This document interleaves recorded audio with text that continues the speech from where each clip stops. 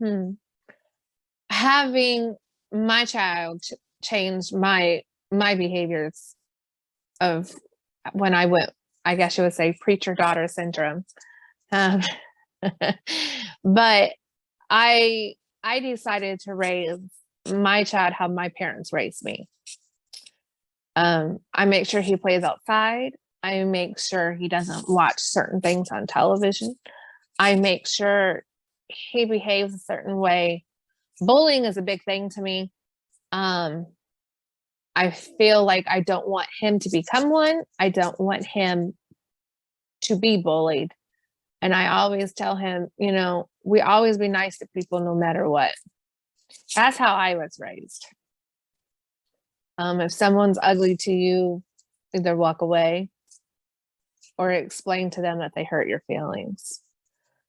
Um, my There's some things in my childhood that I know I don't want Liam to go through. Like illness, fear, which you can't really stop that when it comes to children. My child, he's only 8 years old. So that's an experience on its own. Little kids. Um being When I was a young adult, I'm 34. When I was a young adult, I had witnessed a lot of bad people.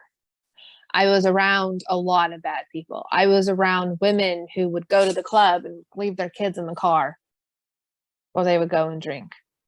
And I would always be like, if I ever became a mom, I would never do that.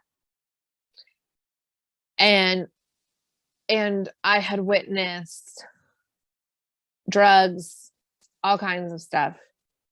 I was in my 20s. I was not the person I should have been, but it made me grow of who I am now. Yeah, if that makes any sense. It does. It does. And I think there's always that period of time in our life where we look back and we're not proud of it.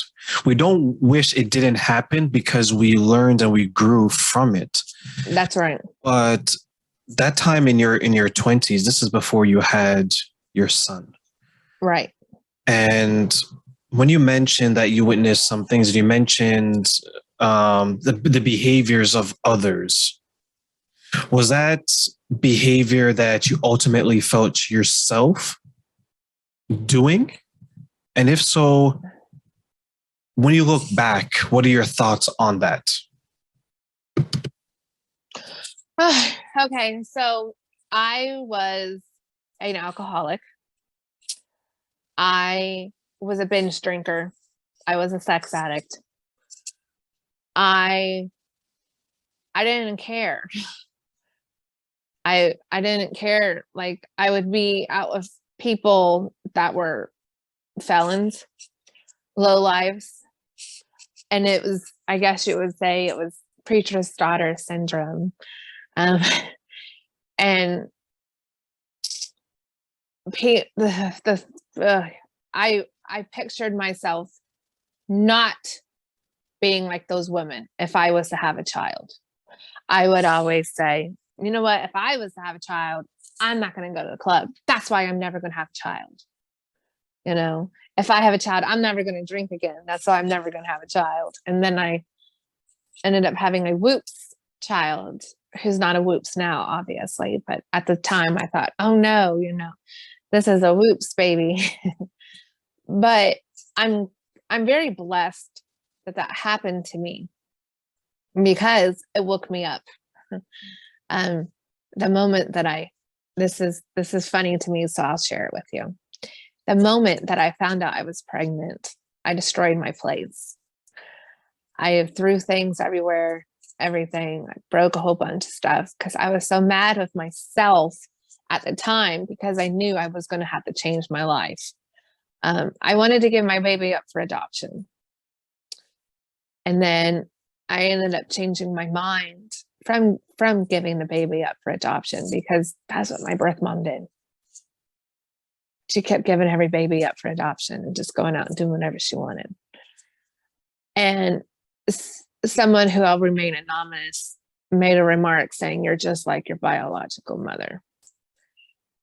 And so that's when I realized I'm not giving this baby up. I'm going to keep this baby. And I had almost died when I had him. And I kept praying to God. I would say, "Please let me live. I will never do this again. I will never do that again. I will never do this again." I was in the hospital for 2 weeks after I had him.